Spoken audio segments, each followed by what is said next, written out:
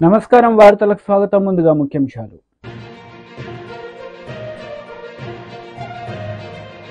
Deputy CM Pawan Kalyan press meet, పలు అంశాలపై వివరణ. మంత్రి ఉత్తమ్ కుమార్ రెడ్డి ప్రెస్ మీట్, పలు అంశాలపై వివరణ.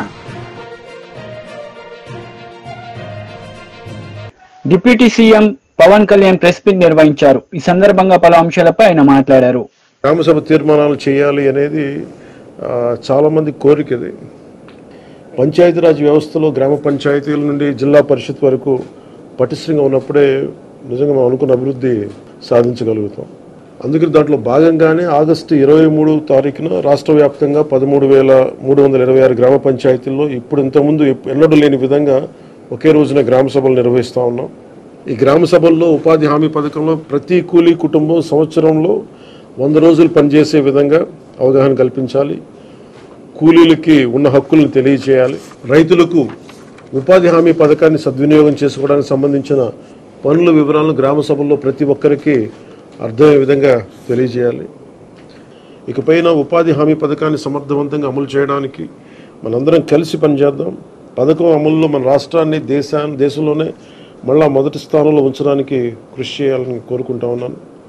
గ్రామాలను అభివృద్ధి చేసే మహాత్మా గాంధీ గారి కళలాగా గ్రామ స్వరాజ్యాన్ని స్థాపించాలి, ఆ దిశగా అడుగులు వేయాలని చెప్పి మీరందరూ కలిసి మాకు సహాయ సహకారాలు ఇవ్వాలని మనస్ఫూర్తిగా కోరుకుంటున్నాను. మంత్రి గుడివాడ అమర్నాథ్ మీడియా సమావేశం నిర్వహించారు. ఈ సందర్భంగా టీడీపీ నేతలపై ఆయన విరుచుకుపడ్డారు. ఇటువంటి ఇన్సిడెంట్స్ అనేటువంటిది ఇంత నిర్లక్ష్యానికి గురి కాకుండా ప్రభుత్వం చర్యలు తీసుకోవాలని, మున్ముందు ఇటువంటి సంఘటనలు జరగకుండా చూసుకునేటువంటి దానికి జాగ్రత్తలు తీసుకోవాలని, అనవసరమైనటువంటి అంశాల మీద దృష్టి పెట్టేటువంటి సమయాన్ని ఇటువంటి ఇన్సిడెంట్స్ జరగకుండా చూసుకునేటువంటి దానికి ప్రభుత్వం చర్యలు తీసుకోవాలని చెప్పి ఇప్పటికే మా పార్టీ అధ్యక్షులు జగన్మోహన్ రెడ్డి గారు ఒక ప్రకటన కూడా విడుదల చేసినటువంటి సందర్భాన్ని చూశారు. మరి వారి చిన్నారులు, చనిపోయినటువంటి చిన్నారులు చాలామంది గిరిజన ప్రాంతాలకు చెందినటువంటి చిన్నారులు. మరి వారందరికీ కూడా వారి కుటుంబాలని ప్రభుత్వం ఆదుకోవాలని, ఇటువంటి ఘటనలు జరగకుండా చూసుకునేటువంటి బాధ్యత ప్రభుత్వం తీసుకోవాలని చెప్పి కూడా ఈ సందర్భంగా మీ ద్వారా ప్రభుత్వానికి తెలియజేసుకుంటాం. ముఖ్యంగా ఈరోజు మిమ్మల్ని అందరినీ కూడా ఆహ్వానించినటువంటి దానికి గల కారణం, ఇప్పుడే రాష్ట్ర ముఖ్యమంత్రి చంద్రబాబు నాయుడు గారు శ్రీ సిటీలో కొన్ని పరిశ్రమల్ని ప్రారంభోత్సవం, కొన్నింటికి శంకుస్థాపన కార్యక్రమాలు చేసినటువంటి సందర్భాన్ని ఈరోజు కొన్ని పత్రికల్లో పెద్ద ఎత్తున అడ్వర్టైజ్మెంట్స్ కానీ, లేదా వారు అక్కడికి వెళ్ళిన తర్వాత జరిగినటువంటి కార్యక్రమాలను కానీ చూసాం. అయితే నా ద్వారా ప్రజలకి చెప్పాల్సింది ఏంటంటే, అసలు ఒక ఇన్సిడెంట్,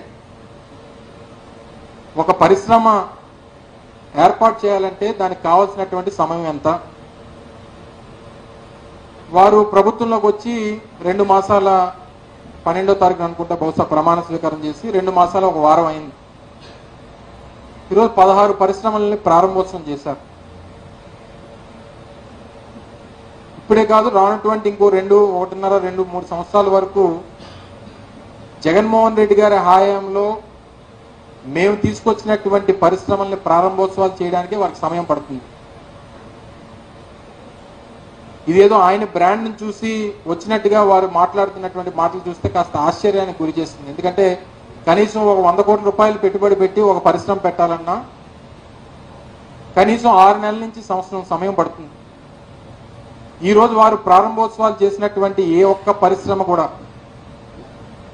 వారి బ్రాండ్ ఇమేజ్తోనో లేదా వారు ప్రభుత్వంలోకి వచ్చిన తర్వాత వచ్చినటువంటి కావు అనేటువంటి విషయాన్ని వారు గమనించి మాట్లాడితే బాగుండు అనేటువంటి అభిప్రాయాన్ని మాకు మీ ద్వారా ప్రజలకు తెలియజేయాలనేటువంటి ఉద్దేశంతో ఎందుకంటే కంపెనీలకి చాలా మట్టుకు శంకుస్థాపనలు మా ముఖ్యమంత్రి గారు కానీ నేను కానీ మా హయాంలో చేసినటువంటి కొన్ని భూములు ఇచ్చి అలాట్మెంట్స్ చేసి వారిని ఆకర్షించి ఇక్కడ మన దగ్గర పెట్టుబడులు పెట్టాలనేటువంటి కార్యక్రమం చేసినటువంటి సందర్భాలు కానీ లేదా రానటువంటి కాలంలో ఇప్పుడు కొన్ని శంకుస్థాపనలు కూడా వారు ఈరోజు కొన్ని భూమి పూజలు కూడా చేశారు. వాటికి అలాట్మెంట్స్ కానీ ఇవన్నీ కూడా జగన్మోహన్ రెడ్డి గారి హయాంలో వారి నేతృత్వంలో వారు ముఖ్యమంత్రిగా మేము ప్రభుత్వంలో ఉన్నప్పుడు చేసినటువంటి అలాట్మెంట్స్ అనేటువంటి విషయాన్ని వారు గమనించాలని చెప్పి సందర్భంగా కోరుతా ఉన్నా.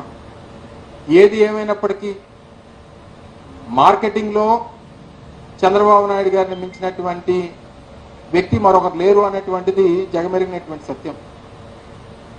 ఏ కార్యక్రమం చేసినా ఎవరు పని చేసినా ఆ చేసినటువంటి పని నేనే చేశానని చెప్పుకునేటువంటి దాంట్లో వారిని మించినటువంటి వ్యక్తి మరొకరు లేరు అనేటువంటి విషయాన్ని కూడా మన అందరికీ తెలుసు. అది జగమెరిగినటువంటి సత్యం.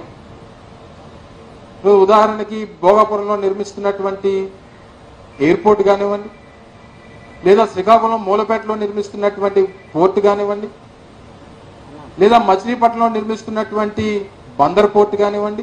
మాజీ మంత్రి కేటీఆర్ మీడియా సమావేశం నిర్వహించారు. ఈ సందర్భంగా పలు అంశాలపై ఆయన మాట్లాడారు.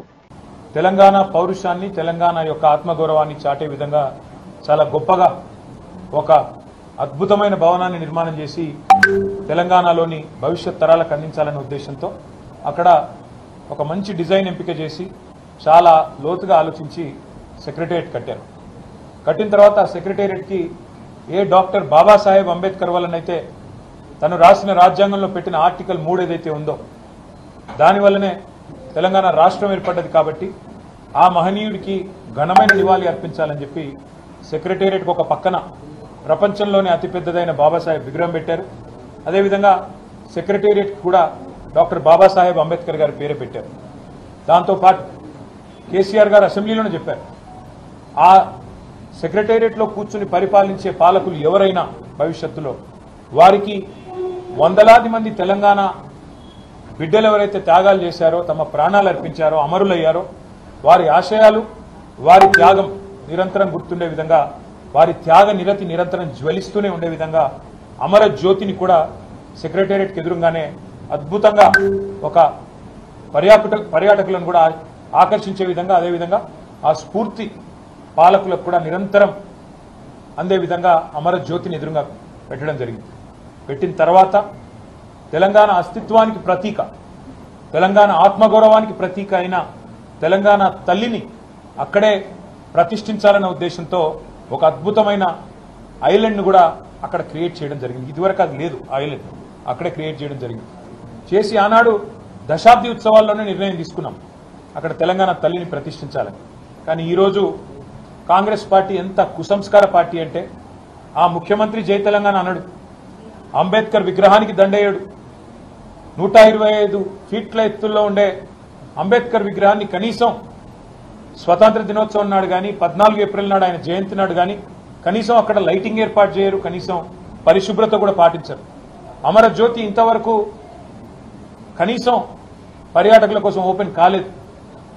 ఇంకా పైపెచ్చు ఇవన్నీ చాలదన్నట్టు ఏ రాజీవ్ గాంధీ గారైతే తెలంగాణ బిడ్డ అంజయ్యను అవమానించారో ఆ అంజయ్య గారి పేరు పక్కనే ఉండే పార్కుకు పెట్టింది ఆనాడు ప్రభుత్వం. కానీ అంజయ్య గారి పేరు పోయింది, అది లుంబిని పార్క్ అయింది. ఇప్పుడు ఏ అంజయ్య గారిని అయితే అవమానించిన వ్యక్తి ఉన్నారో ఆయన విగ్రహాన్ని తెచ్చి మా నెత్తిన రుద్దడం అంటే ఇది ఎంతవరకు న్యాయం అని చెప్పి వాళ్ళు నేను మా పార్టీ తరఫున అడుగుతా ఉన్నాం. మేము 10 ఏళ్లు చాలా సంస్కారవంతంగా వ్యవహారం చేసినాం. రాజీవ్ ఆరోగ్యశ్రీ అనే పథకం ఉంటే దాని పేరు మార్చలేదు, అట్లే కొనసాగించాం. మా పేరు పెట్టుకోవచ్చు, ఇంకో పేరు పెట్టవచ్చు, కానీ మార్చలేదు. రాజీవ్ రహదారి అని స్టేట్ హైవే ఉంటే దాని పేరు కూడా మార్చలేదు. రాజీవ్ గాంధీ యూనివర్సిటీ అని IIIT బాసరకు పేరుంటే నాలెడ్జ్ యూనివర్సిటీ అని దాన్ని కూడా మార్చలేదు, కొనసాగించినాం. ఉప్పల్లో ఉండే అంతర్జాతీయ స్టేడియంకు రాజీవ్ గాంధీ స్టేడియం అని పేరున్నా దాన్ని కూడా కొనసాగించినాం తప్ప మార్చలేదు.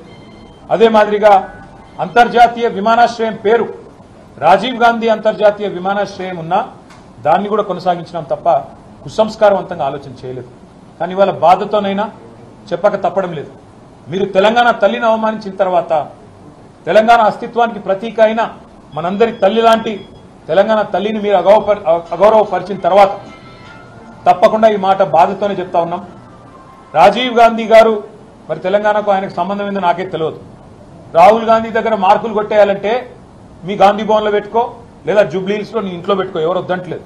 కానీ ఇవాళ తెలంగాణ సెక్రటేరియట్ ముందు రాజీవ్ గాంధీ విగ్రహాన్ని పెట్టి ఏ కాంగ్రెస్ పార్టీ అయితే వందలాది మంది పిల్లల ప్రాణాలు తీసిందో ఆ కాంగ్రెస్ పార్టీ మళ్ళొక్కసారి క్రూర పరిహాసం ఆడే విధంగా తెలంగాణతో, తెలంగాణ అస్తిత్వాన్ని, తెలంగాణ ఆత్మగౌరవాన్ని దెబ్బతీసే విధంగా వ్యవహారం చేస్తా ఉన్నారు. మేము తప్పకుండా మాటిస్తా ఉన్నా మా తెలంగాణలోని అన్నదమ్ములకి, ఆడబిడ్డలకి, మన పోరాటమే అస్తిత్వ పోరాటం, ఆత్మగౌరవ పోరాటం. తప్పకుండా మనం మళ్ళీ తిరిగి వస్తాం. అది కాంగ్రెస్ వాళ్ళకు తెలుసు, మీకు తెలుసు, మాకు తెలుసు. 4 ఏళ్లలో మళ్ళీ కేసీఆర్ గారి నాయకత్వంలో తిరిగి తెలంగాణలో ప్రభుత్వం కూడా మనది ఏర్పడుతుంది. ఏర్పడ్డ తర్వాత వెంటనే తప్పకుండా రాజీవ్ గాంధీ గారి విగ్రహాన్ని అక్కడి నుంచి సకల మర్యాదలతో తొలగిస్తాం. అక్కడి నుంచి వారు కాంగ్రెస్ వారు ఎక్కడికి కోరుకుంటే అక్కడికి తరలిస్తాం. అక్కడ మాత్రం ఖచ్చితంగా తెలంగాణ తల్లి విగ్రహాన్ని పెడతాం. కాంగ్రెస్ నేతలు మీడియా సమావేశం నిర్వహించారు. ఈ సందర్భంగా పలు అంశాలపై వారు మాట్లాడారు. శాసన సభ్యులు, శాసన మండలి సభ్యులు, మరి అందరికీ నేను నమస్కారం తెలియజేస్తూ, ఈరోజు మేము ఈ ప్రెస్ మీట్ ఉద్దేశం, లక్ష్యం రాష్ట్రంలో ప్రతిపక్షాలు ఒక తప్పుడు వాదనతో, ఒక రాజకీయ దురుద్దేశంతో రైతుల్లో ఆందోళన కలిగిస్తున్న విషయం గమనించి చాలా విషయాలు క్లారిఫై చేయాలనే ఉద్దేశంతో ఈ ప్రెస్ మీట్ పెట్టడం జరిగింది. నిస్సందేహంగా స్వతంత్ర భారతదేశంలో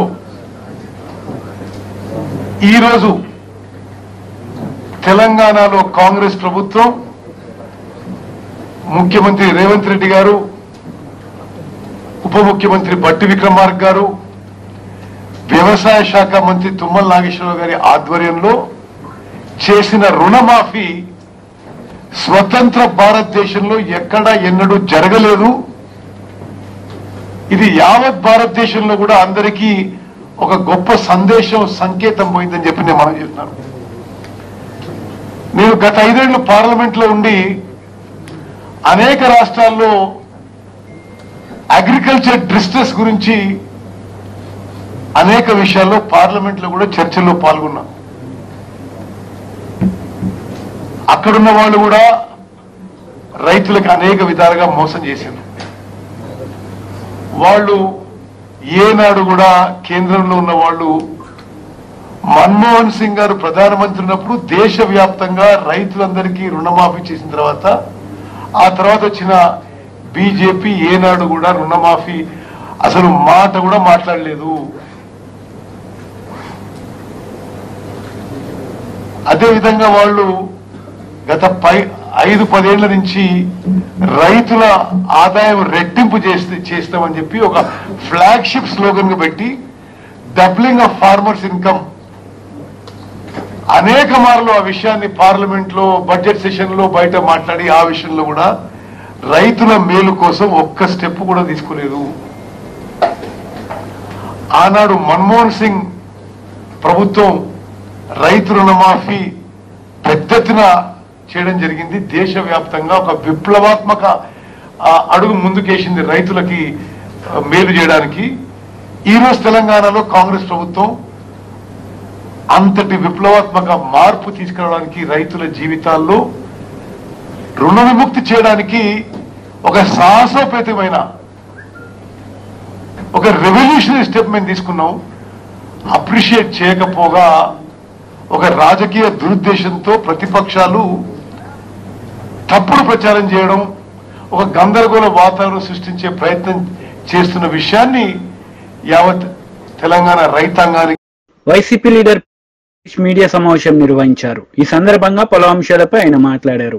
ఆంధ్రప్రదేశ్ రాష్ట్రంలో దౌర్జన్యాలు, దహనకాండలు, అల్లర్లు, మానభంగాలు ఇలాగా ఆంధ్రప్రదేశ్ అంతా కూడా ఎప్పుడు కూడా లేని విధంగా అగ్నిగుండంలో మారుస్తూ ఉన్నారు. గతంలో లోకేష్ గారు చెప్పినట్టు రెడ్ బుక్ రాజ్యాంగాన్ని నడుపుతా ఉన్నారు ఆంధ్రప్రదేశ్ రాష్ట్రంలో. ఇది ఇవాళ క్లియర్గా తేటతెల్లం అవుతా ఉంది.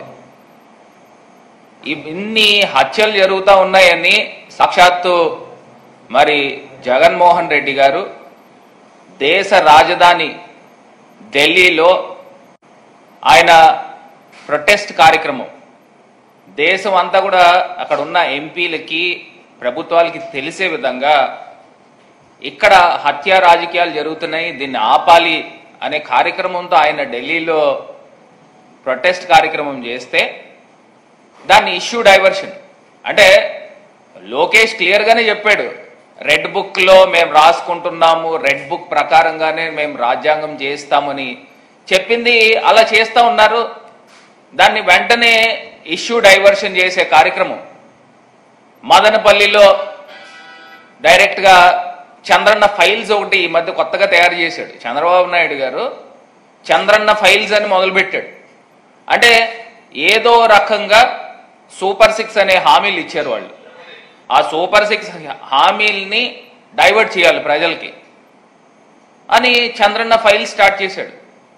మదనపల్లిలోనంట అక్కడ అగ్ని ప్రమాదం జరిగితే పెద్దిరెడ్డి రామచంద్రారెడ్డి గారి పైన ఏదో రకంగా బురద జల్లాల అనే కార్యక్రమం చేస్తూ ఏదైతే ఎలక్షన్ టైంలో ల్యాండ్స్కి సంబంధించి ఆ ఇష్యూ జరిగిందో, ఏదైతే దాని ఏంటన్నది ల్యాండ్ టైటిలింగ్ ఇష్యూ, దాన్ని ప్రభుత్వం అప్పుడున్న జగనన్న పైన ఏ రకంగా అయితే బురద జల్లారో సేమ్ అదే తరహాలో ఈ ఫైల్స్ అనే కార్యక్రమం స్టార్ట్ చేశారు. నాకు ఒకటి అర్థం కాని అంశం ఏంటంటే ఆ రోజు ఆంధ్రప్రదేశ్లో జనాలందరూ కూడా నిజంగా నమ్మే విధంగా ఒక హెలికాప్టర్ని పెట్టి ఆ హెలికాప్టర్ మీద డీజీపీ గారిని ఏదైతే సిఐడి చీఫ్ని వీళ్ళందరినీ కూడా హెలికాప్టర్ ద్వారా పంపించి మళ్ళీ ఏదో డాగ్ స్క్వాడ్ అంట ఇన్ని రకాల కార్యక్రమాలు చేశారే. ఇప్పుడు మరి మీ ప్రభుత్వం ఉంది కదా, నిజంగా అక్కడ ఏమన్నా అక్రమాలు కానీ అవకతవకలు కానీ ఇవాళ మేము సూటిగా ప్రశ్నిస్తున్నాం. ఆ రోజు పెద్దిరెడ్డి గారే ఛాలెంజ్ చేశారు, ఏదన్నా ఉంటే బయట పెట్టు అని సవాల్. మరి దానికి ఏం చేశారు అని అంటే దానికి సమాధానం లేదు. మరి రెండోది ఏదైతే పోలవరం ప్రాజెక్టు మేము డే 1 నుంచి చెప్తా ఉన్నాం. ఆ పోలవరం ప్రాజెక్టులో డయాఫ్రమ్ వాల్ గురించి ఎత్తుకుంటానే ఉన్నాం. ఒక పక్కన స్పిల్వే పనులు కంప్లీట్ కాలేదు, ఇంకో పక్కనేమో 2 కాఫర్ డ్యాముల పనులు కాలేదు. కంప్లీట్ కాకుండా నేను డయాఫ్రమ్ వాల్ ఎత్తుకున్నాడు, డయాఫ్రమ్ వాల్ కన్స్ట్రక్షన్ చేశాడు. వరదలు వస్తే ఆ డయాఫ్రమ్ వాల్ బ్రీచ్ అవుతుంది, ఆ ఏరియా అంతా కూడా కవర్స్ పడతాయని డే 1 నుంచి చెప్తానే ఉన్నాం. అది మొన్న ఇంటర్నేషనల్ ఎక్స్పర్ట్స్ వచ్చారు, కెనడా నుంచి అమెరికా నుంచి 4 వ్యక్తులు వచ్చారు. ఏదైతే కేంద్ర ప్రభుత్వము వాళ్ళ యొక్క సూచనలతో బీఆర్ఎస్ లీడర్ మీడియా సమావేశం నిర్వహించారు. ఈ సందర్భంగా పలు అంశాలపై ఆయన మాట్లాడారు. टोटली మా पार्टी 100% अपोज చేస్తున్నారు. इसलिए मैं तमाम मीडिया के दोस्तों को बताना चाहता हूँ, वक्फ इदारा एक ऐसा इदारा होता है जो लोग प्रॉपर्टी वक्फ करते हैं उसकी हिफाजत करता है और मंशा वक्फ के तहत उस प्रॉपर्टी से जो फायदा पहुंचता है, वक्फ करने वाला शख्स जो मंशे के तहत वक्फ करता है उसको इम्प्लीमेंट करने वक्फ इदारा काम करता है। आज बड़ी अफसोस की बात है, बीजेपी गवर्नमेंट काफी दिन से अमेंडमेंट बिल लाने की कोशिश कर रही थी और कुछ दिन पहले पार्लियामेंट में बिल पेश भी किया गया, मगर सारे अपोजिशन पार्टी उसके अगेंस्ट जाने की वजह से वो बिल जो है पार्लियामेंट्री कमेटी को सौंपा गया है कि सबसे मशवरा करने के बाद उसे एडवाइस दिया जाए। हिंदुस्तान में कई पार्टी हैं, उसके साथ साथ खास तौर से तेलंगाना में बीआरएस पार्टी के सरबराह कल्वाकुंडा चंद्रशेखर राव साहब है, जिन्होंने मुसलमानों की भलाई के लिए, मुसलमानों की तरक्की के लिए बहुत से अच्छे अच्छे इकदाम उठाए। लोग बोलते हैं, कांग्रेस वाले बहुत बोलते हैं, अमल करने में अगर किसी शख्स ने अमल किया है तो वो केसीआर साहब है। इसलिए जब से तेलंगाना बनने के बाद से माइनॉरिटीज के लिए एक सुनहरा दौर शुरू हुआ है, क्योंकि इंसान को सबसे पहले तालीम की जरूरत होती है। कांग्रेस और तेलुगु देशम ने हमारे पास तकरीबन 68 साल से ज़्यादा हुकूमत की, 48 साल कांग्रेस ने हुकूमत की और तकरीबन 17-18 साल से ज़्यादा तेलुगु देशम ने हुकूमत की। और टोटल रेजिडेंशियल स्कूल्स सिर्फ 10 रेजिडेंशियल स्कूल थे, जिसमें 1000 बच्चे पढ़ते थे। केसीआर साहब ने देखा कि मुसलमानों को गुर्बत से उठाना है, अगर मुसलमानों को तरक्की देना है, उनकी ज़िंदगी में एक बदलाव लाना है, तो सिर्फ तालीम से हो सकती है। वो तालीम देने वाले कोई लीडर है केसीआर साहब। उन्होंने जैसा ही तेलंगाना बना, सबसे पहले उन्होंने 2 साल के अंदर 204 रेजिडेंशियल स्कूल खोले, जिसमें 1,40,000 बच्चे तालीम हासिल कर रहे हैं, जिसमें लड़कियां भी तालीम हासिल कर रहे हैं, लड़के तालीम हासिल कर रहे हैं। और साथ ही साथ उन्होंने ओवरसीज स्कॉलरशिप दी, जिसके लिए हर बच्चे को 20 लाख रुपए दिए जाते हैं। जिसके माँ बाप गरीब है, उनके बच्चे अमेरिका, ऑस्ट्रेलिया, लंदन में पढ़ना चाहते हैं या दुनिया के किसी मुल्क में जाके वो तालीम हासिल करना चाहते हैं, तो उन्हें फ्री ग्रांट दिया जाता है। 20 लाख देने वाली पार्टी बीआरएस पार्टी है, उसके सरबराह केसीआर साहब है। उसी तरह केसीआर साहब ने उन रेजिडेंशियल स्कूल को अपग्रेड किया, उन 206 स्कूल को इंटरमीडिएट अपग्रेड किया, डिग्री का अपग्रेड किया। ये करने वाले लीडर केसीआर साहब। इन 206 स्कूल में 109 स्कूल में लड़के तालीम हासिल करते हैं। 97 रेजिडेंशियल स्कूल में टेमरीज में लड़कियां तालीम हासिल करते हैं, जिसकी जुमला तादाद 1,40,000 के करीब है। और ये करने वाले लीडर केसीआर साहब है। उसी तरह मस्जिदें वीरान थी, हमारे दोनों चेयरमैन हजरात भी यहाँ मौजूद है। मस्जिदों में वीरान का मतलब कि मस्जिदें ऐसे थे जहाँ पर लोगों को इमाम और मौजन की सैलरी देना बड़ा मुश्किल होता था। उसके लिए केसीआर साहब ने इमाम साहब को 5,000 और मौजन साहब को 5,000 रुपये हदिया का ऐलान किया। और हमारे दोनों चेयरमैनों ने, हमारे सलीम साहब और हमारे मसीहुल्लाह खान साहब, बहुत अच्छी तरीके से इंप्लीमेंट करते हुए तमाम मस्जिदों का सर्वे कर। వార్తలు ముగించే ముందు ముఖ్యాంశాలు మరోసారి.